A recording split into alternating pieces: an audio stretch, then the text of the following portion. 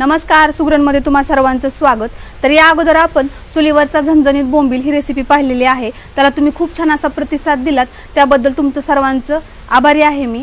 तर आज आपण सुकटाची रेसिपी चुलीवर बनवूयात। पातळ रस्सा बनवायचा आहे, हा भाकरी सोबत खूप छान लागतो। तर आता आपण सुकटाचा रस्सा कसा बनवायचा ते पाहूयात। तर हे सुकट जे आहे ते मी स्वच्छ करून घेतले, तर ते आता आपण चुलीवर भाजून घेऊयात। कधीही सुकटाची भाजी बनवताना सुकट स्वच्छ करून घ्यायचे, यामध्ये खडे वगैरे असू शकतात। तर आता हे सुकट भाजून घेऊयात।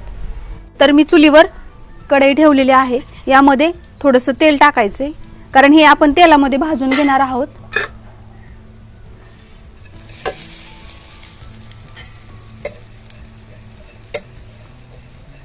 थोडंसं भाजून घ्यायचे सुकट अगोदर तेल टाकून।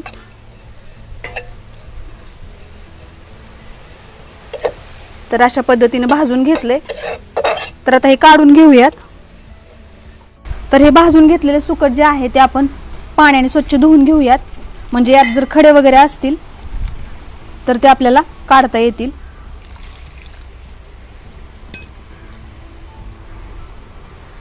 तर हे सुकट स्वच्छ धुवून घेतले, तर आता फोडणी देऊन घेऊयात।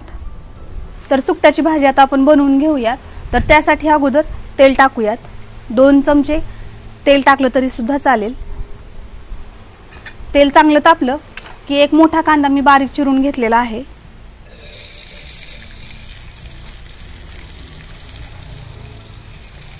तो छान असा लाल होईपर्यंत भाजून घ्यायचा आहे।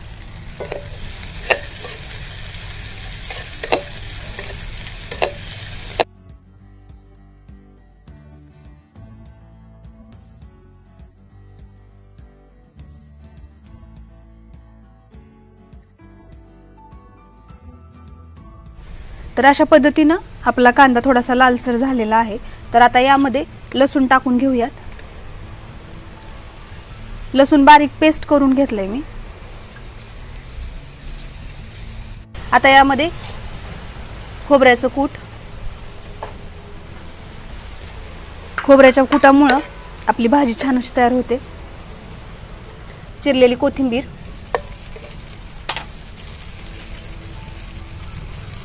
छोटा चमचा हळद, थोडीशी धना पावडर,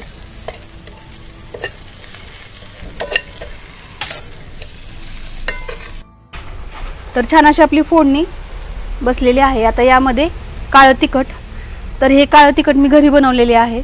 तर याची लिंक तुम्हाला डिस्क्रिप्शन बॉक्समध्ये मिळेल की हे काळं तिखट घरी कसं बनवायचं। मटन मसाला किंवा चिकन मसाला तुम्ही टाकू शकता।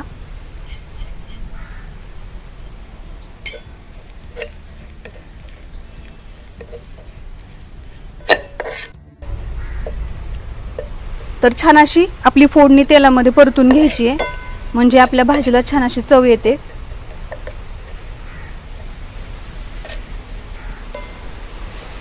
तर जाळ कमी ठेवलाय मी, कमी जाळावर छान अशी फोडणी परतून घ्यायची तेलामध्ये।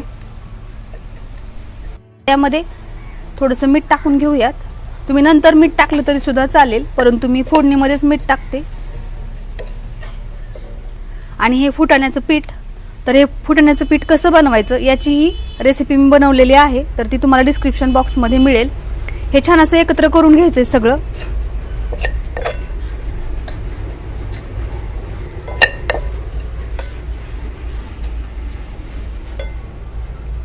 थोडंसं गरम पाणी,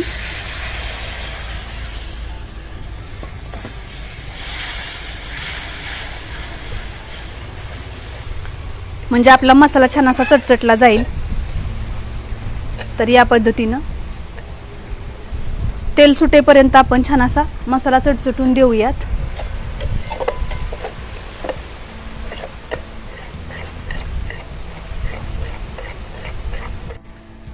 तर आपला छान असा मसाला चटचटलेला आहे। आता यामध्ये सुकट टाकून घेऊयात, जे मी धुवून घेतले। काही लोक धुत नाहीत, तर ते आपल्या आवडीनुसार आपण धुवायचं का नाही ते आपल्या आवडीवर असतं, परंतु असं जर धुवून टाकलं तर त्यामध्ये खराब पण जात नाही आणि सुकटाच्या भाजीचा वास येत नाही, त्यामुळे स्वच्छ धुवून घेतलं तरी सुद्धा चालतं। तर आता हे मिक्स करून घेऊयात।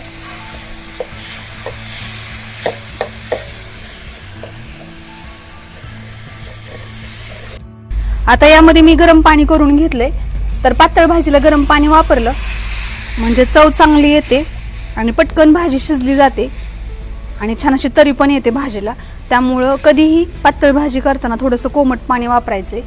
तर हे आपल्या आवडीनुसार पाणी टाकायचं, आपल्याला किती टाकायचे, पातळ घट्ट। जर चुरून खायचं असेल तर थोडीशी पातळ करायची ही भाजी, म्हणजे छान लागते। तर आता छान अशी उकळी येऊन देऊयात।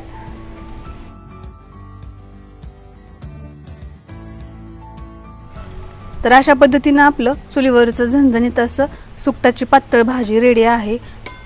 एकदम मस्त लागते भाकरी सोबत आणि नक्की बनवून पहा। तुम्हाला या पद्धतीने बनवली तर तुम्हाला नक्कीच ते खूप आवडेल। प्रत्येकाची रेसिपी बनवण्याची किंवा पदार्थ बनवण्याची पद्धत वेगळी असते। तर या पद्धतीने नक्की बनवून पहा आणि कमेंटमध्ये सांगायला विसरू नका की हे तुम्हाला कसं वाटलं। सुकटाच्या भाजीला छान अशी तरी पण आलेली आहे आणि शिजली पण गेलेली आहे भाजी। तर आता आपण एका प्लेटमध्ये काढून पाहूयात। गरम गरम भाकरी सोबत ही भाजी खूप छान लागते। थोडीशी तिखट असली म्हणजे ती छान लागते।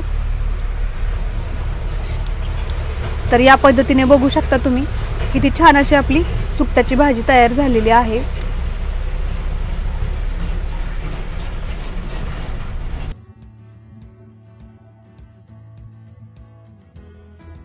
तर अशा पद्धतीने आपलं चुलीवरचं झणझणीत असं सुकटाची भाजी पातळ तयार आहे।